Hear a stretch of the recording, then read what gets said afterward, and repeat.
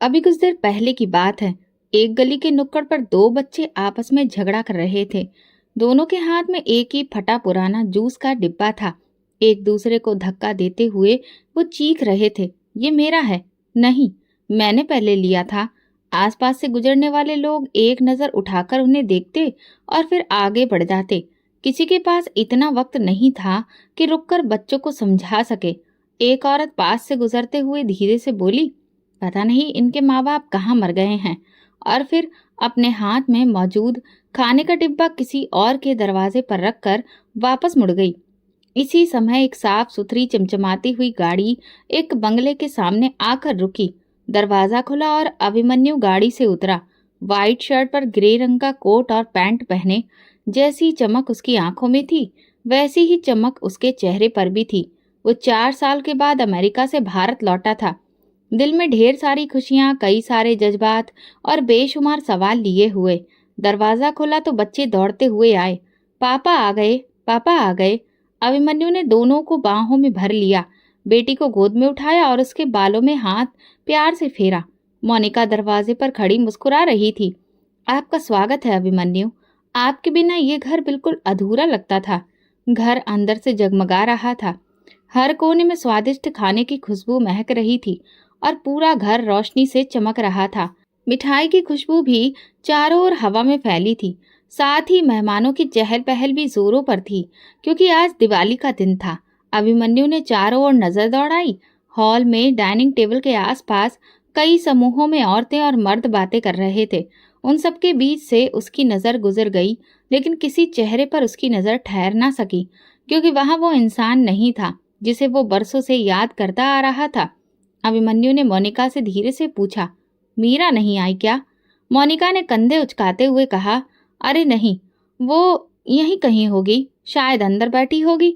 इतने लोग हैं ना, मैं तो अब तक सबसे ठीक से मिल भी नहीं पाई हूँ। आप पहले सबसे मिल तो लीजिए। अभिमन्यु ने बात टाल दी, मगर उसके दिल में एक अजीब सी बेचैनी उभरी।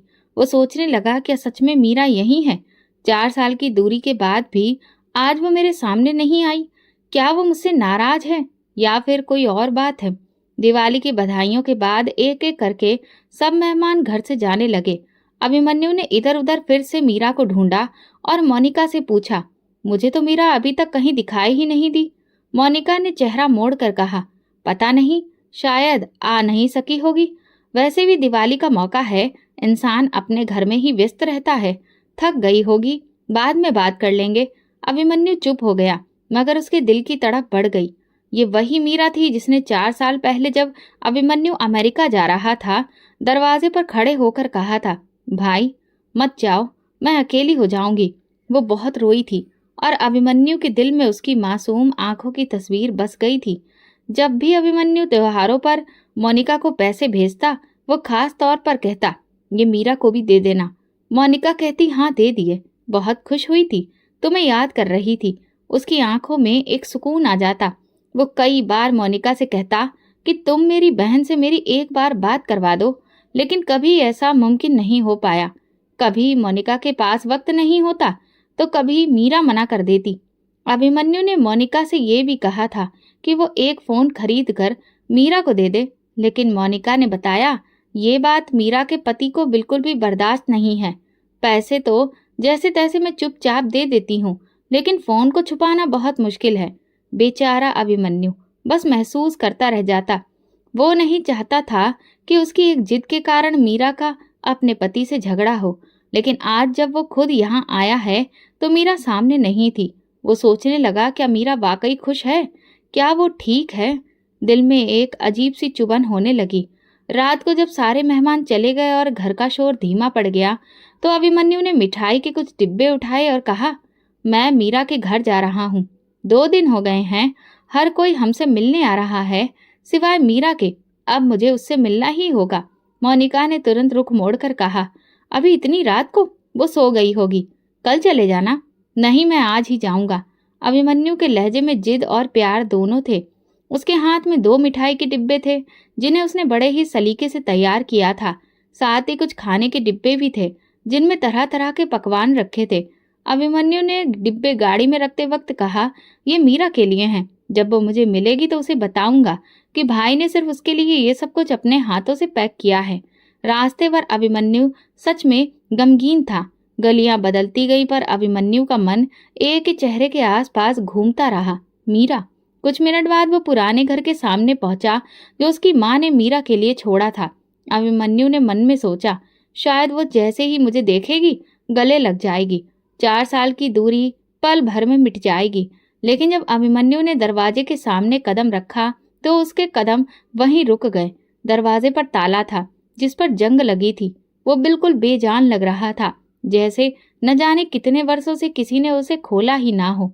अभिमन्यु ने एक लम्हा खामोशी में गुजारा, फिर से एक उम्मीद की, शायद मीरा किसी दावत पर गई हो, शायद वो देर से वापस आए। मगर ताला, वो तो खामोशी से चीख रहा था। फिर उसने ताले को धीरे से छुआ, जैसे उससे कुछ पूछ रहा हो, मगर ताला चुप रहा। अभिमन्यु ने नजरें दरवाजे की चौखट पर डाली। वही पुराना नक्शा, वही मिट्टी से अटा आंगन, मगर आज वो सब कुछ अजनबी सा लग रहा था। एक छोटा सा पौधा जो दरवाजे के पास था मुरझा चुका था। अभिमन्यु के दिल में कुछ टूटा। उसकी आंखें बंद हो गईं और वो लम्हा सामने आ गया जब वो अमेरिका जाने से पहले इसी दरवाजे से निकल रहा था। फिर उसने पीछे हटकर इधर उधर देखा। कोई नजर नहीं आया।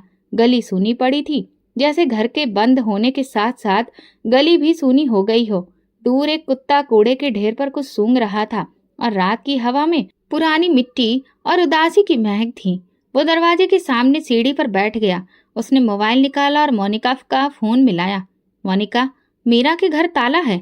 तुमने कहा था वो दूसरे शहर गई है। मोनिका ने नींद भरी आवाज में कहा। हाँ शायद, मुझे याद नहीं। कई दिनों से अभी मेरी उससे बात नहीं हो पाई है। लेकिन तुम तो कहती थी कि तुम हर हफ्ते उससे मिलने जाती हो। हाँ, मैं पहले जाती थी, लेकिन अब मैं कुछ बिजी हो गई हूँ। अभिमन्यु ने फोन बंद कर दिया। वो महसूस कर रहा था कि हर बात में कोई ना कोई झोल है, जैसे सच्चाई की परत के पीछे कुछ छुपा हुआ हो। वो अब वापस चल दिया। कदमों में बोझ था और दिल में अंदेशा। हर कदम के साथ मीरा की उदास आंखें उसके जहन में घूम रही थी। वो सोचने लगा, अगर मीरा खुश होती तो कम से कम दिवाली पर मुझसे मिलने जरूर आती। भाई के वापस आने की खुशी में तो एक बहन सब कुछ छोड़कर भागती है। फिर ये खामोशी क्यों, ये गैर मौजूदगी क्यों? घर पहुंचा तो मोनिका सोफे पर लेटी थी। अभिमन्यु ने वो सारे डिब्बे मेज पर रख दिए और धीरे से बोला, मोनिका, अगर तुम्हें मीरा की खबर हो तो मुझे सच बताओ, क्योंकि मुझे कुछ ठीक ही नहीं लग रहा। मोनिका ने बाल झटके। तुम्हें वहम हो रहा है अभिमन्यु। कल किसी से पता कर लेंगे हम लोग। तुम थक गए हो, आराम करो। अभिमन्यु ने सर हिलाया, लेकिन उसकी आंखों में नींद नहीं थी। उसने डिब्बों को दोबारा हाथ में लिया और फ्रिज में रख दिया। जब वो मिलेगी तो मैं उसे ये दूंगा। मगर दिल में एक ही सवाल गूंज रहा था, मीरा कहाँ है? रात के आखिरी पहर में जब सारा घर नींद की आगोश में था, अभिमन्यु खिड़की के पास खड़ा आसमान की तरफ देख रहा था। चांद खिड़की के बाहर झूमती हुई पेड़ों की टहनियों के बीच से दिख रहा था और ऐसा लग रहा था कि जैसे ये सारा नजारा उसे उसके अतीत की तरफ धकेल रहा हो। वो लम्हे जो कभी सपने लगते थे आज सवाल बन चुके थे। मोनिका, मैंने तुम्हें इतने पैसे भिजवाए हैं, तुमने मीरा को इसमें से पैसे दिए थे? हाँ अभिमन्यु, मैं खुद लेकर गई थी। वो बहुत खुश थी। बस यही बात अभिमन्यु ने 4 साल में कम से कम न जाने कितनी बार सुनी थी। हर बार एक नई उम्मीद के साथ वो निश्चिंत हो जाता था, ये सोचकर कि उसकी गैर मौजूदगी में उसकी पत्नी उसकी बहन का ख्याल रख रही है। अचानक अभिमन्यु ने ड्राइंग रूम की तरफ कदम बढ़ाए, जहां उसकी पुरानी फाइल्स, रसीदें और कागजात रखे थे। उसने वो पुराना फोल्डर निकाला जिस पर उसने मार्कर से लिखा था, money transfer Monika plus Meera. हर रसीद पर बस एक ही मकसद दर्ज था। मोनिका तो हर बार फोन करके कुछ न कुछ बताती थी। आज मैं मीरा को लेकर बाजार गई, उसे नए कपड़े दिलवाए, चूड़ियां भी, यहाँ तक कि उसने जो गहने पसंद किए वो भी ले लिए। और अभिमन्यु सपनों में अपनी बहन को बाजार में घूमते मुस्कुराते देखा करता। अब उन सारी रसीदों को देखते हुए वो उन्हें हाथ में लिए जमीन पर बैठ गया। आंखें बंद की तो मीरा का चेहरा नजर आया, वही धुंधला सा चेहरा जो उसे गाड़ी के पास नजर आया था।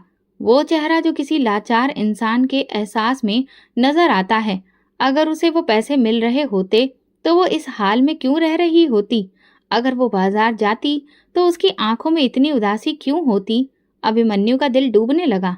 जैसे जैसे वो रसीदें देखता गया, अंदर एक गहरी तकलीफ बुनती गई। अगली सुबह अभिमन्यु बहुत खामोश था। बच्चों ने गले लगाया, खुशी से बातें की, मगर उसका दिल किसी और ही दुनिया में था। नाश्ते की मेज पर मोनिका पहले से ज्यादा व्यस्त थी। वो कहने लगी, अभिमन्यु, सब कुछ कितना अच्छा रहा ना। सब लोग बहुत तारीफ कर रहे थे। अभिमन्यु ने नरमी से कहा, मोनिका, एक बात पूछूं? हाँ जरूर। मीरा को जो भी पैसे मैं भेजता था, तुम क्या सच में उसे देती थी? मोनिका कुछ लम्हे चुप रही, फिर बोली, ये कैसा सवाल हुआ? तुम्हें मुझ पर शक है? नहीं, बस सवाल था, क्योंकि वो मुझे अब तक मिली ही नहीं और उसके घर का हाल देखकर दिल परेशान है। मोनिका ने नाराजगी से कहा, अभिमन्यु, मैं तुम्हारी पत्नी हूँ, कोई अजनबी नहीं। अगर तुम्हें मुझ पर भरोसा नहीं तो फिर फायदा क्या है? बात सिर्फ भरोसे की नहीं है, बात मीरा की है, मेरी बहन की। मैं जानना चाहता हूँ कि कहीं वो हमारी लापरवाही का शिकार तो नहीं हो गई। मोनिका तुरंत तुनक कर किचन में चली गई। अभिमन्यु ने बात आगे नहीं बढ़ानी चाहिए, मगर उसके दिल में एक और आग भड़क चुकी थी। उसी दिन शाम को अभिमन्यु की मुलाकात एक पुराने जानने वाले से हुई, जो मीरा के मोहल्ले के पास ही रहता था। यार, मीरा का हाल क्या है, कुछ पता है? तुम तो उसी गली में रहते हो ना? अभिमन्यु ने पूछा। वो शख्स थोड़ा सा झिझका, फिर बोला, अभिमन्यु भैया, सच पूछो तो काफी अरसे से मीरा दीदी को नहीं देखा। उनके पति के देहांत के बाद उनके हालात काफी खराब हो गए थे। क्या? पति का देहांत? ये सुनते ही अभिमन्यु का दिल धड़क उठा। हाँ, उनका पति एक बीमारी का शिकार हो गया था। धीरे धीरे कमजोर होता चला गया और कुछ महीने पहले ही उसकी मौत हो गई। उसके बाद मीरा दीदी घर से निकल गई। कहाँ गई पता नहीं। मोहल्ले वालों का कहना है कि शायद उन्हें घर से निकाल दिया गया था। अभिमन्यु के कदमों तले से जमीन निकल गई। वो शख्स जाते जाते कह गया, कभी कभी तो मैं सोचता हूँ कि इतनी शरीफ लड़की और उसका ऐसा हाल। किसी ने तो उसका हक मारा है। रात को अभिमन्यु की आंख नहीं लग सकी। मीरा की वो आंखें, वो रसीदें, वो खाने के डिब्बे, सब एक साथ उसकी आंखों के सामने घूम रहे थे। वो धीरे से बड़बड़ाया, मैंने अपनी बहन को मोनिका के भरोसे छोड़ा था, मगर शायद वो भरोसा धोखा बन गया और उसी पल उसे यकीन हो गया कि मीरा तक ना तो पैसे पहुंचे, ना उसका प्यार, ना ही सुरक्षा। क्योंकि जिस तरह से मोनिका ने उसके पति की मौत की बात छुपाई थी, उससे साफ हो गया था कि उसकी बहन तक एक पैसा भी नहीं पहुंचा। 3-4 दिन गुजर चुके थे। अभिमन्यु हर शाम शंभू की मिठाई का डिब्बा लेकर मीरा के दरवाजे पर जाता, कुछ लम्हे रुकता, ताला देखता और खामोशी से लौट आता, जैसे कोई उम्मीद बाकी हो कि शायद आज वो दरवाजा खुले, शायद आज मीरा अंदर से बाहर आवाज दे, भैया आप आ गए। मगर हर बार वही ताला, वही सन्नाटा, वही सवाल जो दिल को चीरते ही जा रहे थे। फिर अभिमन्यु ने फैसला किया कि अब ये खेल खामोशी से नहीं खेला जाएगा। अब उसके दिल में जो गुस्से की आग जल रही थी, वो और भड़क चुकी थी और हर गुजरा लम्हा उसे अंजाम की तरफ धकेल रहा था, जिससे वो डरता था। शाम की हल्की रोशनी में अभिमन्यु दोबारा मीरा के घर के सामने खड़ा था। दरवाजे रोज की तरह बंद था, मगर आज उसकी नजर जंग लगे ताले पर नहीं, बल्कि आसपास की दीवारों पर थी, जिन्होंने महीनों से इस बंद दरवाजे को देखा था। उसने दाईं तरफ वाले घर की घंटी बजाई। कुछ देर के बाद एक अधेड़ उम्र की औरत दरवाजे पर आई। नमस्ते बहन जी, मैं अभिमन्यु हूँ, मीरा का भाई। वो औरत चौंकी, फिर चेहरे पर संजीदगी छा गई। जी, मैं पहचान गई, काफी साल हो गए आपको देखे हुए। दरअसल मैं अमेरिका में था, 2 दिन पहले ही वापस आया हूँ। मीरा के घर आ रहा हूँ, लेकिन हर रोज यहाँ ताला ही देखता हूँ। आपको कुछ पता है कि वो कहाँ गई है?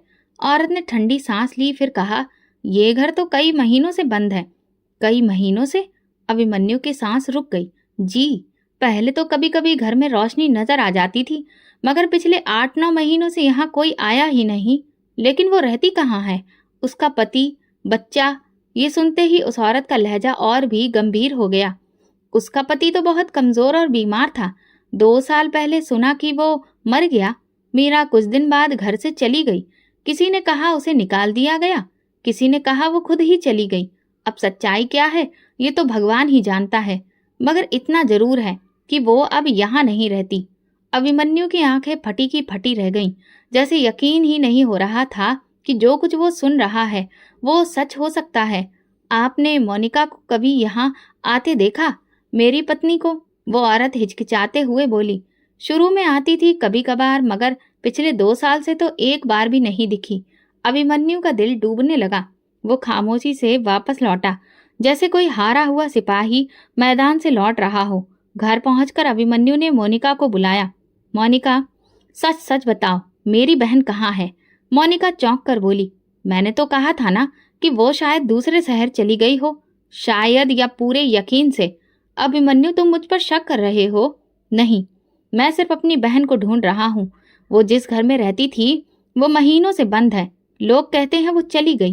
किसी ने कहा कि उसे निकाल दिया गया है, और तुम मुझसे कह रही हो कि वो शायद किसी और शहर चली गई और उसके पति की मौत हो गई। ये बात तुमने मुझे बताना जरूरी नहीं समझा? ये सुनते ही मोनिका ने अपनी नजरें चुरा ली। देखो अभिमन्यु, मैं तुम्हें ये बात इसलिए नहीं बता पाई क्योंकि खुद मीरा ने मना किया था। उसने कहा था कि ये बात अपने भाई को मैं नहीं बताना चाहती, वरना वो वहाँ देश में अकेला है, वो बहुत ज्यादा परेशान हो जाएगा और मेरी खातिर सारा काम छोड़कर वापस आ जाएगा। उसकी दी हुई कसम की वजह से ही मैंने ये बात छुपाई।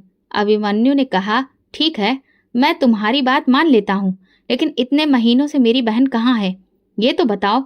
मोनिका बोली, अभिमन्यु, तुम ये सब कुछ क्यों पूछ रहे हो? तुम्हें अपने घर पर ध्यान देना चाहिए। तुम्हारा खुद का भी तो घर बार है, बच्चे हैं। नहीं मोनिका, मुझे अपनी बहन पर भी ध्यान देना है, क्योंकि वो अब तक मुझे नहीं मिली है। जब 4 साल पहले मैं उसे यहाँ से भेज रहा था तो वो बस एक ही बात कह रही थी, भैया मत जाओ, और मैं चला गया। आज जब वापस आया हूँ तो ना वो है ना उसकी कोई खबर। मोनिका चुप हो गई। अभिमन्यु को लगा जैसे उसकी खामोशी एक लंबे समय से टूट ही नहीं रही है। देर रात तक अभिमन्यु कमरे में चुपचाप बैठा रहा। मोबाइल सामने रखा था, मगर मोनिका की तरफ से कोई सफाई नहीं आई। वो धीरे से बड़बड़ाया, मीरा, अगर तुमने मुझे कुछ नहीं कहा तो शायद तुम मुझसे नाराज हो, या शायद तुम मजबूर हो, या शायद तुम चीखना चाहती थी मगर तुम्हारे पास आवाज ही नहीं थी। अभिमन्यु की आंखों में नमी थी और दिल में एक डर कि कहीं वो आवाज हमेशा के लिए खामोश ना हो गई हो। सुबह का वक्त था। अभिमन्यु ने सारी रात जाग कर गुजारी थी। मोनिका नाश्ते की मेज पर व्यस्त थी। अचानक अभिमन्यु ने कहा, मुझे सब जानना है मोनिका, मीरा कहाँ है? पहले तो मोनिका के होठों पर मुस्कुराहट आई, फिर वो चेहरे पर मासूमियत सजाकर बोली, मैं तो पहले ही कह चुकी हूँ कि वो दूसरे शहर चली गई है। शायद तुम्हें यकीन नहीं अभिमन्यु, और मैं इतना यकीन से नहीं कह सकती क्योंकि मेरा उससे कोई खास मिलना जुलना नहीं हो पाया था। लेकिन तुमने तो कहा था कि तुम हर बार उसे पैसे देकर आती हो, तो तुम्हें तो सब पता होना चाहिए। मोनिका ने कहा, अभिमन्यु, तुम ये जांच पड़ताल क्यों कर रहे हो? मैं तुम्हारी पत्नी हूँ, कोई मुजरिम नहीं। तो फिर मुजरिम जैसा बर्ताव क्यों कर रही हो? अभिमन्यु की आवाज पहली बार तेज हुई। मैं 4 दिन से मीरा को ढूंढ रहा हूँ और तुम बस एक ही बात दोहरा रही हो कि शायद वो दूसरे शहर गई हो। तुम्हें मालूम है वो कहाँ है या नहीं? सब बताओ। मोनिका की आंखों में एक लम्हे को हिचकिचाहट सी झलकने लगी। फिर वो बोली, मैंने जो कहा वही सच है। तुम्हें मेरी हर बात पर शक क्यों हो रहा है? क्योंकि तुम्हारी हर बात में डर है, और अब मैं ये झूठ और नहीं सुनना चाहता। मोनिका तुरंत बोली, अच्छा, तो अब तुम मुझे झूठा कहोगे? तुम्हें अगर अपनी बहन से इतना ही प्यार था तो 4 साल पहले उसे छोड़कर क्यों गए थे? तुम तो वहां अमेरिका के मजे ले रहे थे और मुझे यहाँ मीरा के पीछे लगा दिया। अभिमन्यु का दिल घबरा गया। मैं अमेरिका में था, मगर हर महीने उसके लिए पैसे भेजता था, खर्चे के लिए रकम देता था, सिर्फ इसलिए कि वो इज्जत से जिंदगी जी सके। और तुमने हर बार कहा कि तुमने जाकर उसे पैसे दिए हैं। क्या वो सच था? मोनिका ने मुंह फेर लिया। मुझे याद नहीं कौन सी रकम। तुम हर बात का हिसाब क्यों मांग रहे हो? अभिमन्यु ने खामोशी से उसे देखा, फिर नरमी से बोला, अगर तुमने मेरे भरोसे को तोड़ा है मोनिका, तो मैं फिर भी तुम्हें माफ कर दूंगा, मगर मुझे मेरी बहन चाहिए। वो कहाँ है? बस इतना बता दो। मोनिका कुछ पल चुप रही, फिर कहा, मैंने उसे आखिरी बार कुछ महीने पहले देखा था। वो बीमार लग रही थी। कहाँ पर? अभिमन्यु का दिल तेजी से धड़कने लगा। मोनिका नजर चुराते हुए बोली, बाजार में पुराने कपड़ों की दुकान के पास। शायद वो कुछ लेने आई थी, और तुमने मुझे ये बात क्यों नहीं बताई? मैंने सोचा बताकर क्या होगा, तुम दूर थे और वो कुछ कहने के काबिल भी नहीं लग रही थी। यानी कि तुमने खामोशी ओढ़ ली और मैं सोचता रहा कि मेरी बहन सुकून से जिंदगी बिता रही है। तुमने कभी नहीं बताया कि उसका पति मर गया, कि वो अकेली हो गई। क्यों मोनिका? देखो, मैंने वही किया जो मुझे सही लगा। अभिमन्यु ने सिर झुका लिया। तुमने मेरे भरोसे को तोड़ा है मोनिका, और शायद मेरी बहन की जिंदगी भी। घर के कोने में रखा पंखा घूम रहा था। हवा का शोर कमरे में फैल रहा था, लेकिन अभिमन्यु के कानों में सिर्फ एक आवाज गूंज रही थी, भैया मत जाओ। वो उठा, कमरे से बाहर निकला और खुद से बोला, अगर मोनिका मुझे नहीं बताएगी तो मैं खुद उसे ढूंढ लूंगा, लेकिन अब ये तलाश रुकेगी नहीं, चाहे मुझे शहर के हर कोने में जाना पड़े। अभिमन्यु को पूरा यकीन हो चुका था कि कुछ छुपाया जा रहा है, वो सच जो अब ज्यादा देर छुपा नहीं रहेगा। सुबह के वक्त सूरज की किरणें खिड़की से छनकर अभिमन्यु के चेहरे पर पड़ रही थी। अभिमन्यु को अचानक एक आवाज ने चौंका दिया। वो एक घंटी की आवाज थी। तभी उसकी नजरों के सामने एक मंजर तैरने लगा। 4 साल पहले की बात थी। अमेरिका में रात के 2 बजे का वक्त था। थकान से चूर होकर अभिमन्यु लैपटॉप बंद करने ही वाला था कि मोनिका का व्हाट्सएप कॉल आ गया। अभिमन्यु, एक अच्छी खबर है। मीरा के लिए एक अच्छा रिश्ता आया है। लड़का शरीफ है, कामकाज करता है, लेकिन थोड़ा कमजोर है। अभिमन्यु ने नींद भरी आवाज में पूछा था, तुमने मीरा से बात की है? मोनिका ने जल्दी से कहा, हाँ, उसने भी हाँ कर दी है। अच्छे रिश्ते बार बार नहीं आते। मैं बात तय कर दी है। तुम तो वैसे भी नहीं आ सकते।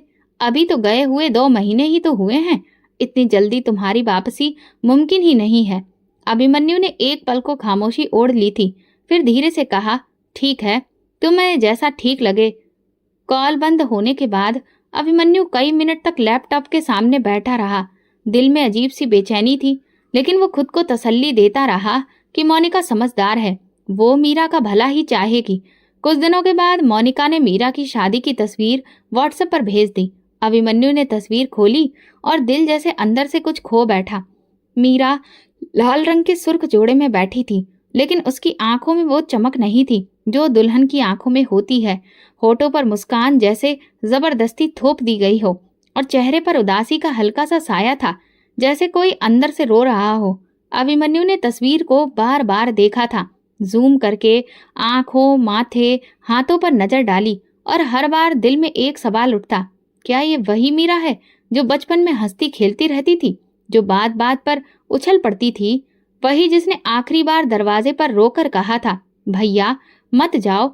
उस वक्त अभिमन्यु ने दिल पर पत्थर रखकर खुद को समझाया, शायद कैमरे का एंगल ठीक नहीं है, या शायद वो थक गई होगी।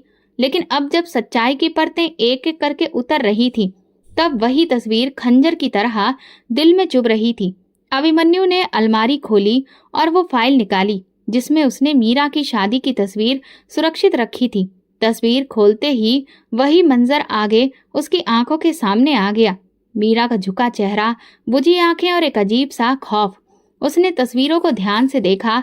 पीछे कुछ और औरतें भी थीं, मोनिका के रिश्तेदार, कुछ अजनबी चेहरे, मगर मीरा के आसपास कोई ऐसा चेहरा नहीं था जिसमें किसी माँ का साया, किसी बाप के जैसा सहारा दिख रहा हो। बस तन्हाई और खामोशी थी। अभिमन्यु ने एक तस्वीर को उंगलियों से सहलाया। मैं क्यों नहीं आया? मैं क्यों नहीं रोक पाया ये सब? वो जानता था उस वक्त अमेरिका से वापसी मुमकिन नहीं थी। नौकरी का दबाव था, और फिर घर की तंगी की मजबूरी, वक्त की कमी, सब कुछ था, मगर अब वो सब बेकार लग रहा था। मैंने अपनी बहन को अकेला छोड़ दिया, और शायद मेरी गैर मौजूदगी ही उसके नसीब में अंधेरा लिख गई। अचानक अभिमन्यु के मन में एक और बात आई। शादी के बाद उसने मीरा से एक बार भी बात नहीं कर पाई थी। हर बार जब भी उसने मोनिका से फोन पर मीरा से बात करवाने की जिद की, तो उसने यही जवाब दिया कि उसकी नई नई शादी हुई है, वो काफी व्यस्त है, बाद में बात करवाऊंगी। वो तरह तरह के बहाने बनाती। कभी कहती कि उसका पति काफी सख्त मिजाज का है, क्यों हमारी वजह से उन दोनों के बीच में झगड़ा करवाना चाहते हो। और जब मैंने नया फोन मीरा को दिलाने की बात की थी, तब भी मोनिका ने मुझे यही बात बोली थी। अभिमन्यु ने अपना सर पकड़ लिया। मैं इतना अंधा कैसे हो सकता हूँ? साफ साफ इशारा मिल रहा था, लेकिन मैं हर बार मोनिका पर यकीन कर बैठा। इस पल अभिमन्यु का दिल उसे गवाही दे चुका था। मीरा की शादी मोनिका के हाथों जबरदस्ती हुई थी, और शायद उसने किसी से मीरा की मर्जी भी नहीं पूछी थी। रिश्ता अच्छा नहीं था, बल्कि आसान था मोनिका के लिए, अपनी जिम्मेदारी से जान छुड़ाने के लिए। अब अभिमन्यु का शक पूरे यकीन में बदल चुका था।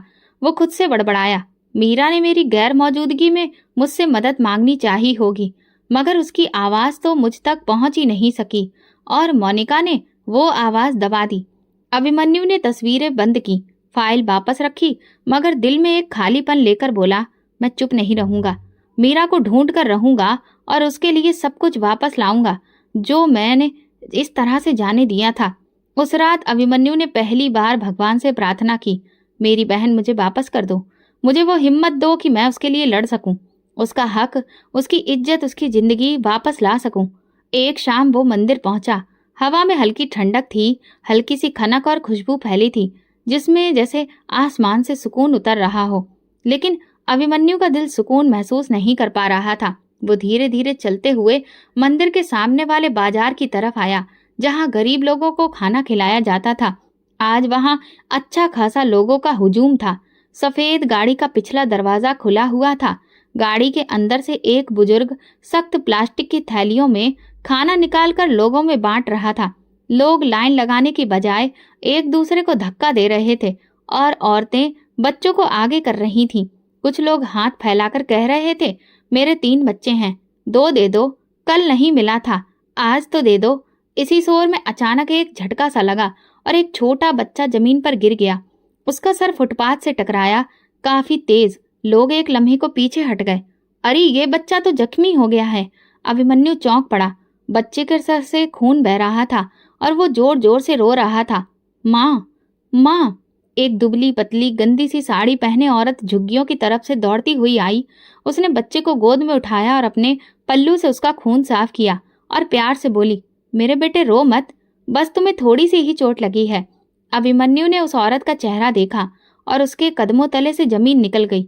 वो चेहरा, वो आंखें, वो आवाज, वो मीरा थी। वक्त जैसे थम गया। अभिमन्यु का दिल जोर से धड़का। उसे अपने कानों पर यकीन नहीं आया। वो तेज कदमों से आगे बढ़ा। मीरा, मैं अभिमन्यु, तुम्हारा भाई। मीरा ने चौंक कर नजरें उठाई। आंखों में हैरत, खौफ और कुछ पहचान के आसार दिखे। वो तेजी से बच्चे को संभालती हुई पलटी और झुग्गियों की तरफ दौड़ने लगी। मीरा, ठहरो, मैं हूं तुम्हारा भाई।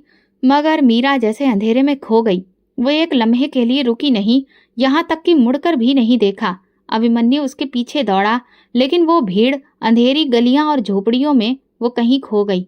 वो एक झुग्गी के पास आकर रुक गया। सामने कुछ और झोपड़ियां थीं, बस, और प्लास्टिक की चादरें, कुछ जलते हुए दिए और कुछ भूखे चेहरे। मीरा कहीं नजर नहीं आई। अभिमन्यु की सांसें टूटने लगी थीं। वो जमीन पर बैठ गया और हाथों में चेहरा छुपाकर रोने लगा। हे भगवान, मेरी बहन इस हालत में, ऐसी गंदी झुग्गी में भीख मांगने के लिए धक्के खा रही है और मैं 4 साल से समझता रहा कि वो खुश है। वो धीरे धीरे उठा, कपड़े झाड़े और वापसी के लिए कदम उठाए। हर कदम के साथ दिल की धड़कन तेज हो रही थी। मोनिका, ये तूने किया है। तूने मेरी गैर मौजूदगी में ऐसा फायदा उठाया कि मेरी बहन को जमीन से भी नीचे गिरा दिया। अब अभिमन्यु के अंदर आग भड़क चुकी थी। अब वो सवाल नहीं करेगा, अब वो सच निकालेगा, चाहे किसी भी कीमत पर। घर वापस आते ही दरवाजा खोलकर वो अंदर दाखिल हुआ। मोनिका सोफे पर आराम से बैठी मोबाइल में व्यस्त थी। अभिमन्यु ने एक नजर उस पर डाली और जहर भरी आवाज में कहा, तेरी हर खामोशी का जवाब आज मुझे मिल गया। मैं मीरा से मिल चुका हूँ और अब सच भी जानकर रहूंगा। मोनिका का रंग सफेद पड़ गया। अभिमन्यु के चेहरे पर अब कोई भाव नहीं थे, सिर्फ गुस्सा था। रात का समय था, लेकिन अभिमन्यु के दिल का अंधेरा रोशनी मांग रहा था। उसकी आंखों में वो मंजर चिपक कर रह गया था। मीरा का मिट्टी से सना हुआ चेहरा, घबराई हुई आंखें और वो बच्चा जिसके सिर से खून बह रहा था। वो सारी रात करवटें बदलता रहा। न नींद आई, न दिल को सुकून मिला। सुबह तड़के ही वो बिस्तर से उठा और भगवान के आगे प्रार्थना की, हे भगवान, अगर मैं कसूरवार हूं तो मुझे भी माफ मत करना, लेकिन अब मैं अपनी बहन के लिए लड़ूंगा। जहां मेरी खामोशी और मोनिका के सख्त रवैये ने जहां उसे धकेल दिया। मोनिका अब भी सोफे पर बैठी थी। उसकी आंखों में नींद की जगह अफसोस भरा पड़ा था। वो अभिमन्यु की खामोश नजरों को बर्दाश्त नहीं कर पा रही थी। क्या चाहते हो मुझसे? क्या आप सच निकलवा कर ही दम लोगे? मोनिका ने कहा। अभिमन्यु ने गहरी आवाज में कहा, बस अब और एक भी झूठ नहीं सुनना है मुझे। आज, अभी और पूरा सच बताओ। मोनिका ने कुछ पल खामोशी से अभिमन्यु को देखा, जैसे उसके अंदर की दीवारें टूटने को हों। उसने नजर झुकाकर कहना शुरू किया, जब तुम अमेरिका चले गए थे तो मीरा बहुत अकेली हो गई थी। मैंने कोशिश की कि शुरू में उसे साथ रखूं और मैं उसका ख्याल भी रखती रही, मगर फिर हर रात बदलने लगी। मेरे कुछ रिश्तेदार आने लगे। मैंने कई बार महसूस किया कि लोग बातें करते हैं कि कुंवारी लड़की भाई के घर में रहती है बिना किसी मर्द के साए के। तो तुम्हें लोगों की बातों की परवाह थी, मतलब मेरी बहन की इज्जत की नहीं। अभिमन्यु ने बीच में ही बात काट दी। मोनिका ने नजर उठाए बिना बोलना जारी रखा। फिर तभी एक रिश्ता आ गया। लड़का गरीब था लेकिन मेहनती था, रिक्शा चलाता था। उसके माँ बाप मर चुके थे। मैंने सोचा चलो किसी के घर की ही हो जाएगी, अपनी जिंदगी की हो जाएगी। तुमसे पूछने का वक्त नहीं था। वक्त नहीं था, या तुम्हें लगता था कि मैं इनकार कर दूंगा? अभिमन्यु की आवाज में नफरत थी। मोनिका ने आंखें बंद कर ली, जैसे खुद को गहरे पानी में डुबो रही हो। मीरा ने रोकर कहा था कि वो शादी नहीं करना चाहती। उसने मना किया था, मगर मैंने कहा कि ये तुम्हारे लिए बहुत बेहतर है। तुम्हारा भाई बाहर है, वो कुछ नहीं कर सकता, और फिर मैंने जबरदस्ती शादी करवा दी। अभिमन्यु के अंदर जैसे कोई धमाका हुआ। तुमने जबरदस्ती ऐसा किया? वो कराह कर रह गया। मोनिका की आवाज में अब घबराहट थी। मगर कुछ ही सालों में उसका पति मर गया। उसे पैरालिसिस का अटैक पड़ा था। मैंने उससे कहा कि वापस अपनी माँ के घर चली जाओ, मैं तुम्हें नहीं रख सकती। यहाँ मेरे भी बच्चे हैं, मेहमान आते हैं, और एक विधवा, वो भी गम में डूबी हुई। ये मेरी मुसीबत नहीं है। तो तुमने उसे निकाल दिया? अभिमन्यु ने चिल्लाकर कहा। जो तुम्हारे साय में थी उसे तुमने ठोकर मार दी। मोनिका रोने लगी। मुझे समझ ही नहीं आया मैं क्या करती। मैंने जो किया अपनी सहूलियत के लिए किया। अभिमन्यु का चेहरा गुस्से और नफरत से लाल हो चुका था। तुमने उसे एक गरीब फकीर के साथ बांध दिया। फिर जब वो मर गया तो तुमने उसे निकाल दिया और मुझसे कहा कि वो दूसरे शहर चली गई। तुमने मेरे भरोसे को, मेरे रिश्ते को, सब कुछ तार तार कर दिया। अभिमन्यु ने दीवार पर मुक्का मारा। उस बच्ची ने तो कुछ भी नहीं मांगा था। उसे सिर्फ प्यार और अपनापन चाहिए था।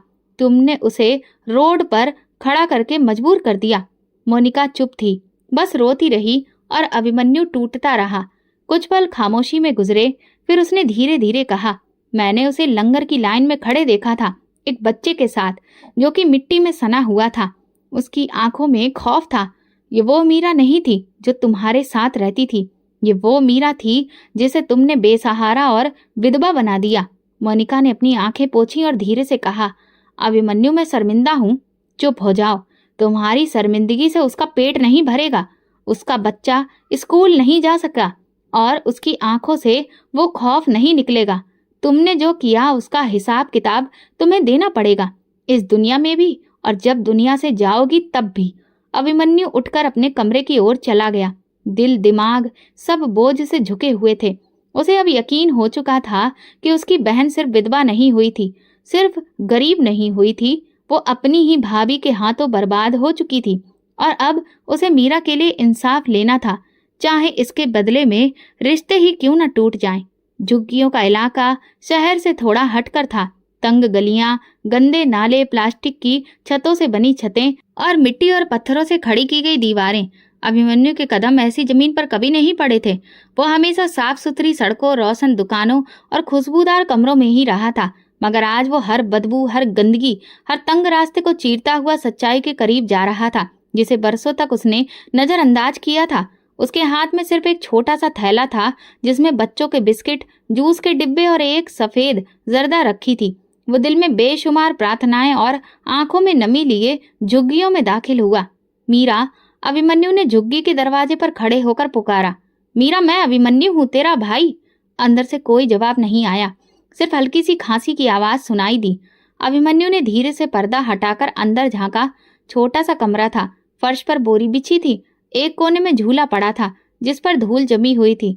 दूसरे कोने में 2 मिट्टी के प्याले और एक फटा हुआ कंबल था। एक धुंधला सा चेहरा दीवार से टेक लगाए आंखें बंद किए बैठा था। उसका चेहरा बेहद कमजोर, पीला और बेजान था। बाल उलझे हुए, चेहरे पर थकान और बीमारी के साफ आसार थे। उसके साथ एक छोटा बच्चा बैठा था जिसका पेट फूला हुआ और आंखें अंदर को धसी हुई थीं। अभिमन्यु का दिल घबरा गया। मीरा, मीरा ने धीरे से आंखें खोली। कुछ पल अभिमन्यु को देखती रही, जैसे यकीन नहीं आ रहा हो। फिर एकदम उसके होंठों से निकला, भैया, और अगले ही पल वो फूट फूट कर रोने लगी। अभिमन्यु दौड़कर उसके पास आ गया, उसे सीने से लगा लिया। मीरा मेरी बहन, मैं आ गया हूँ, मुझे माफ कर दे, मैंने बहुत देर कर दी। मीरा बच्चों की तरह बिलक बिलक कर रो रही थी। उसके आंसू अभिमन्यु की कमीज भिगो रहे थे और अभिमन्यु के दिल की दीवारें गिर रही थी। भैया, मुझे क्यों छोड़ दिया? मैं अकेली हो गई थी, सबने निकाल दिया, तुम भी नहीं आए। अभिमन्यु की आंखें भीग गईं। नहीं मीरा, मैं तुम्हें कभी नहीं छोड़ना चाहता था। मैं तो समझता रहा कि तुम खुश हो। मोनिका मुझसे कहती रही कि तुम ठीक हो। मैं बेखबर था, मगर अब नहीं, अब मैं आ गया हूँ। बच्चा जोर जोर से रो रहा था। अभिमन्यु ने पहले से जूस निकाला और उसके होंठों से लगाया। बच्चा फौरन उसे पीने लगा, जैसे वो कई दिनों की प्यास से परेशान हो। अभिमन्यु ने मीरा को पानी दिया तो उसके हाथ कांप रहे थे। तुमने कुछ खाया है? अभिमन्यु ने पूछा। मीरा ने इनकार में सिर हिलाया। कल से कुछ नहीं खाया, कोई काम ही नहीं मिला और जो भीख मिली थी वो भी खत्म हो गई। अभिमन्यु के अंदर आग भड़कने लगी। और तुम यहाँ अकेली हो? मीरा ने धीरे से कहा। कुछ झुग्गी वालों ने मदद दी, पर यहाँ भी हर रोज ताने, हर रोज धक्के। बस बच्चे की खातिर जी रही हूँ। अभिमन्यु ने उसके सिर पर हाथ रखा। अब नहीं, अब एक दिन भी नहीं। तुम मेरे साथ चलोगी अभी, इसी वक्त? मीरा ने आंखों में नमी लिए पूछा। क्या तुम ले जा सकते हो मुझे? क्या मोनिका मुझे रहने देगी? मोनिका मेरे फैसले की हकदार नहीं रही। उसे जो करना था वो कर चुकी है। अब मैं अपना हिसाब किताब खुद साफ करूंगा और तुम्हारा हक, तुम्हारी इज्जत, तुम्हारी जिंदगी मैं वापस लाऊंगा। मीरा ने अभिमन्यु का हाथ थामा और पहली बार उसके चेहरे पर एक धुंधली सी मुस्कान उभरी, जैसे बरसों बाद उसे यकीन आया हो कि वो अकेली नहीं रही। अभिमन्यु ने झुग्गी के कमरे पर आखिरी नजर डाली। उस कमरे में एक बहन की बेबसी, भूख और बंद जिंदगी थी। उसने अपने आंसू साफ किए और धीरे से कहा, मैं वादा करता हूँ मीरा, अब जो हुआ वो कभी नहीं होगा। अब हर दिन, हर लम्हा सिर्फ तुम्हारी इज्जत, तुम्हारी खुशी, तुम्हारी नई जिंदगी की शुरुआत होगी। और वो उसे अपने साथ लेकर वहां से निकल गया, एक नए दिन, नए सफर और एक नए इंसाफ की तलाश में। रात के समय अभी भी पूरी तरह से छट नहीं पाया था, मगर अभिमन्यु के अंदर रोशनी का एक नया चिराग जल चुका था। मीरा उसके साथ थी, कमजोर, बीमार, जख्मों से लिपटी, मगर अब वो अकेली नहीं थी। सुबह की ताजा हवा में जब अभिमन्यु अपनी बहन और उसके बच्चे के साथ घर लौटा, उसके कदम मजबूत और निगाहें सख्त थीं। घर का दरवाजा खुला तो मोनिका दरवाजे पर खड़ी थी। उसके चेहरे पर हैरत, बेचैनी और थोड़ा सा खौफ भी था। मीरा को देखकर वो जैसे पत्थर की हो गई। अभिमन्यु ने कोई बात किए बिना मीरा को अंदर ले जाकर मेहमानों वाले कमरे में बिठाया, कंबल दिया, पानी पिलाया और बच्चे को सीने से लगाकर तसल्ली दी। फिर वो वापस मोनिका के पास आया। मोनिका, मैंने आज फैसला कर लिया है और इस बार कोई बहस नहीं होगी। मोनिका ने आंखें झुका ली, जैसे जानती हो कि जो बात आने वाली है वो गुनाह का फैसला है। मैं तुम्हें तलाक दे रहा हूँ। मोनिका के कदम लड़खड़ा गए। क्या? अभिमन्यु, तुम होश में तो हो? पूरे होश में हूँ और इसी होश में मैं ये कदम उठा रहा हूँ। तुमने मेरे भरोसे, मेरे रिश्ते, मेरी बहन को रौंद डाला। उसकी बेबसी, उसकी भूख और आंसू तुम्हारी जमीन पर कभी बोझ ना बने, लेकिन मेरे लिए वो हर रात का खौफ बन गए। मोनिका ने रोना शुरू कर दिया। अभिमन्यु, मुझसे गलती हो गई, मगर मैं इतनी बड़ी सजा के काबिल नहीं। ये सजा नहीं, इंसाफ है। मैंने जो साल तुम्हारे साथ गुजारे वो तुम्हारा अधिकार था, मगर जो साल मेरी बहन ने जिल्लत से गुजारे उसका हिसाब तो अब तुम्हें चुकाना होगा ना। उसके बाद अभिमन्यु ने वकील को फोन किया और तुरंत ही तलाक की कानूनी कार्रवाई शुरू करवा दी।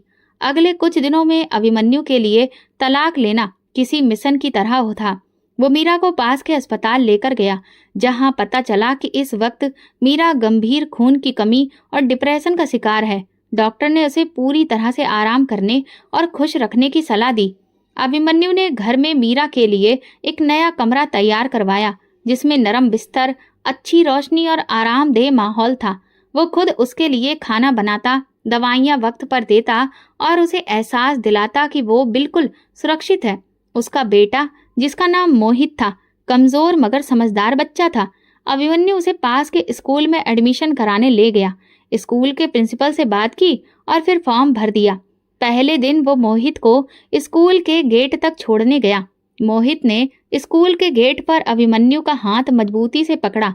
मामा, आप मुझे छोड़कर तो नहीं जाएंगे ना? अभिमन्यु ने झुककर उसके माथे को चूमा। नहीं बेटा, अब कभी नहीं। मीरा आहिस्ता आहिस्ता बेहतर होने लगी थी। उसके चेहरे पर थकी थकी सी मुस्कुराहट उभरने लगी थी। वो अभिमन्यु से बातें करने लगी थी। बच्चे के होमवर्क में हाथ बटाती और शाम को घर के आंगन में बैठकर आसमान को ताकती रहती, जैसे बरसों के बाद उसे ये सुकून मिला हो। मगर एक दिन जब अभिमन्यु उसके लिए कपड़े खरीदने बाजार गया और वापसी पर घर आया तो देखा कि मीरा सोफे पर बैठी रो रही है।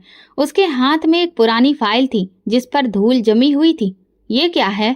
अभिमन्यु ने पूछा। मीरा ने आंसू पोंछे और कहा, भैया, ये माँ की जायदाद की फाइल है जो मेरे नाम पर थी। हाँ, वही मकान जिसमें तुम रहती थी। मीरा ने सिर हिलाया। हाँ, लेकिन अब ये फाइल मेरे नाम पर नहीं है। अभिमन्यु चौंक गया। क्या मतलब?